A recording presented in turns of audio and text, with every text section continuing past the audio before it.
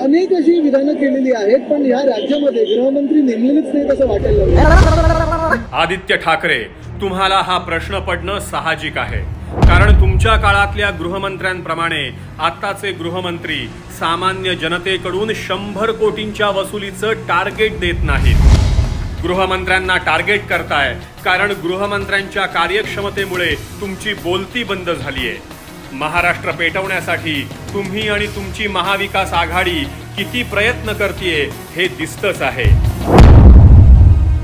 आज आपण पाहतोय महाराजांचा किल्ला आहे, पण 10 मिनिटात पोलीस नाही आले तर महाराष्ट्रात काही ना काहीतरी घडलं तर देवेंद्र फडणवीस साहेब हे जबाबदार राहतील. मला हे समजत नाही, या महाराष्ट्र सरकारच्या विरोधात दंगली का होत नाही.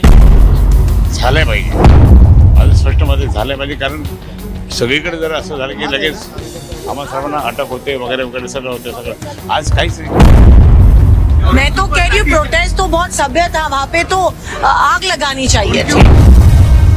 महाराष्ट्र कुणाला पेटवायचा आहे आणि तुमची तडफड का होतीये हे महाराष्ट्राला कळतंय.